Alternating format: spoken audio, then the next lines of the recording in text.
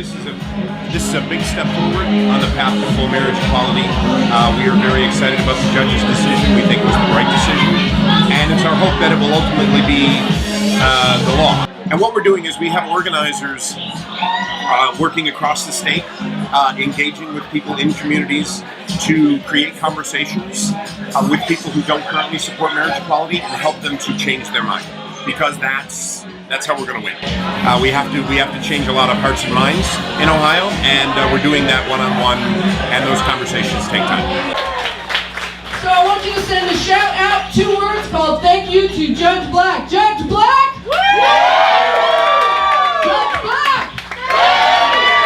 Judge Black! Our marriage matters. Josh and I were married while I was on leave from Iraq.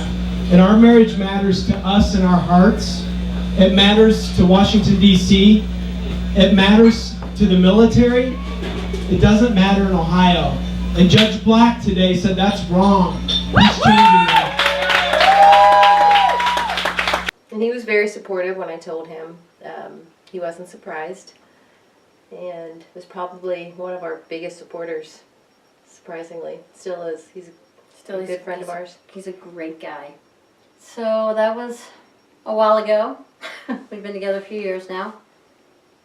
Brandy has 2 kids, 7 and 9, and they were great through it all. I mean, they were the biggest concern we had with changing everything about their life and what they knew about their parents, because they're great parents and they had a great marriage, and they have great kids, and we were all very concerned about how the kids would take it, but Surprisingly well. They did not miss a beat. it was odd how well they took it with very few questions, and just they saw love and they were loved back, and I think that's really all that matters. So a couple weeks ago I turned 50, and I have to think about what's going to happen if I die. What would happen if I was injured or in a coma, or what would happen to Brandy and the kids, and financially, and decisions that she is the only one that knows what I want done. My family doesn't. They don't.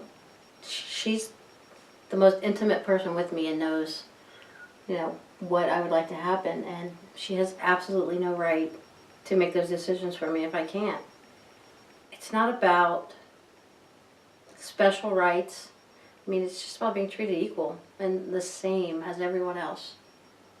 But yeah, we want to get married on the beach, so Dominican Republic, on the beach for a week, just us. Even though people have asked, well, it's not legal, so why are you doing it? And I think it's more just about us, and we want that commitment. And it'll be legal soon enough, I believe. The Catholic Church does not ignore civil law, but at the same point in time, the Catholic Church has its own church law called canon law. And under canon law, marriage, which the Catholic Church calls a sacrament, is defined as the faithful, permanent, exclusive union between a woman and a man that is hopefully open to the possibility of children. So civil law, in this case, would not have effect on how the Catholic Church would perform marriages. So someone who is of a same-sex identity is welcome.